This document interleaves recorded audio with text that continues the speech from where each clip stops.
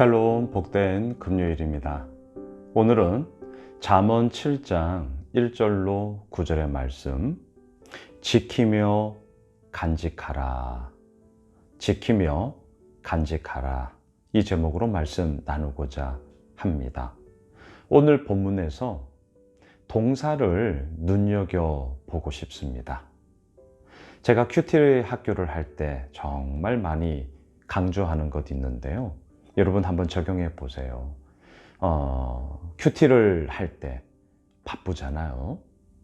어떠한 시간을 딱 정해놓고 한다는 것이 참 쉽지 않다는 거 저도 너무 잘 알고 있습니다. 때로는 너무 바빠서 정신이 없어서, 하지만 말씀은 그래도 좀 읽고 내 마음에 새기기 위해서 그런 시간들이 있단 말이죠. 그럴 때는 방법이 있습니다. 그날 큐티책을 딱 펴시고요, 그날 본문에 나오는 동사만 이렇게 집중해서 읽으시는 거예요. 자, 이유가 뭔 줄 아십니까? 동사는 움직이는 단어죠. 결국 우리가 큐티를 한다는 것은 무엇입니까?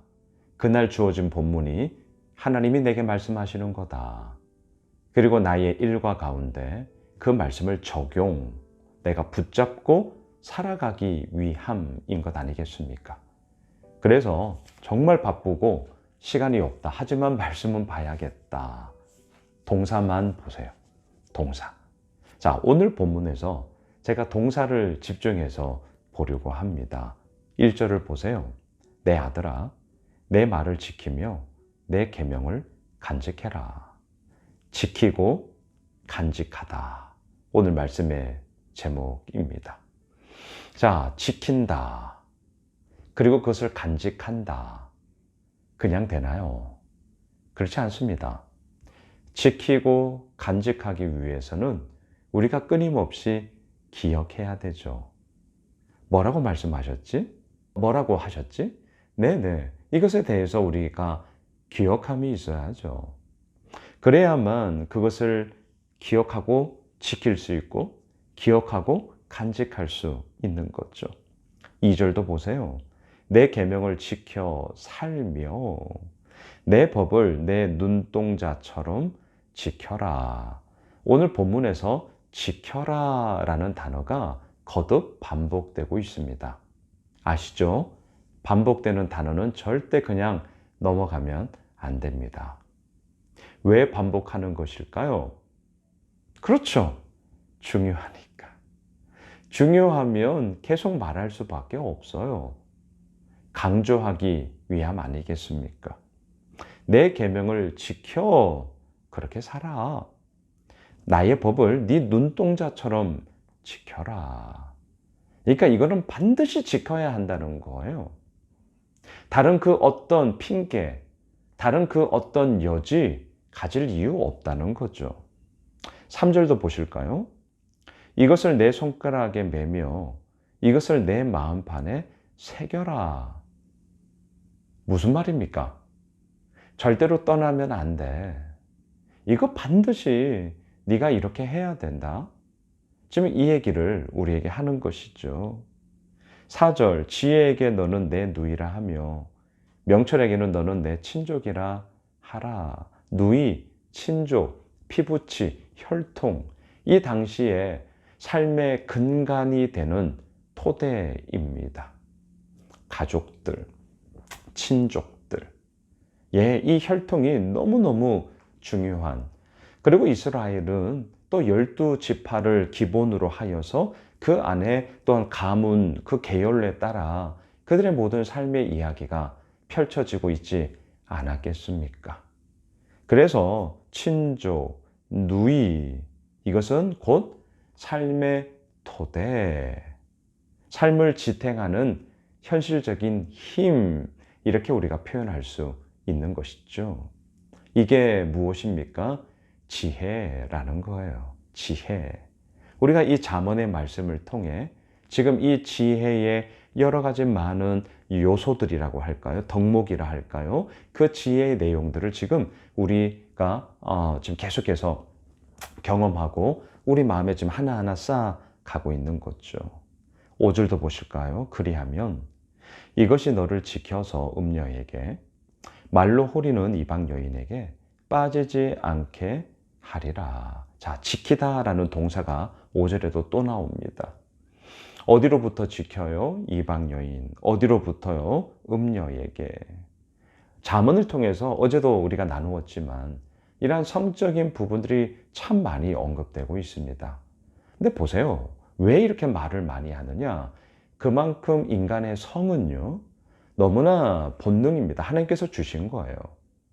이것 자체는 가치 중립적인 거죠. 아니, 오히려 아름답고 소중하고 고귀하게 우리가 그 성을 다루어야죠.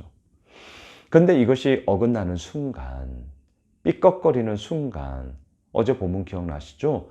불을 품에 품는 꼴이 되어져서 옷뿐만이 아니라 자기가 화상을 입고요. 더 나아가 죽게 됩니다. 계속 그 이야기를 하는 거죠. 그러하기 때문에 우리는 어떻게 해야 돼요? 간직하며 지키다. 지키며 간직하다. 오늘 이 동사에 집중해야 합니다. 이미 우리는 잠언의 말씀을 통하여 단지 성적 부분뿐만이겠습니까?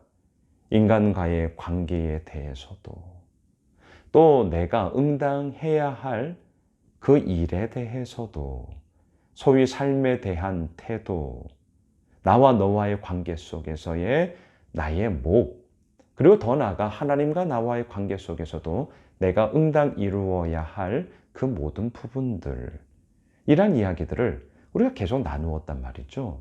어떻게 해야 된다고요? 지키며 간직해야죠. 그리고 지키고 간직하기 위해 우리가 오늘도 이 큐티 말씀을 통하여 묵상을 하고 내 마음에 새기는 그런 시간을 갖고 있는 것이죠. 오늘 본문 6절로 9절까지를 보시면 어리석은 자, 젊은이 가운데 한 지혜 없는 자, 그가 음료의 유혹에 넘어져. 한번 보시죠. 8절. 그가 거리를 지나 음료의 길목, 골목, 모퉁이로 가까이 하여 그의 집 쪽으로 가는데. 마지막 9절. 저물 때, 황혼 때, 깊은 밤, 흑암 중에라. 어떻습니까? 점점 더 그 어둠이 깊어지고 있죠. 다시요. 저물어요. 저물어요. 해가 이제 저물기 시작해요. 황혼 때, 그 저물고 이제 해가 뉘우뉘우지는 때잖아요. 그 다음에 어느샌가 깊은 밤이 되었습니다. 그리고 더 나아가 깜깜한, 아무것도 보이지 않는 흑암이 되었습니다. 무엇입니까? 어리석은 자, 지혜 없는 자, 그의 삶의 모습이 오늘 9절처럼 저물고 황혼 때 깊은 밤 흑암으로 점점 내려가는 인생이 되어져 버리더라. 말씀을 정리하겠습니다. 지키며 간직해야 돼요. 이유가 무엇입니까?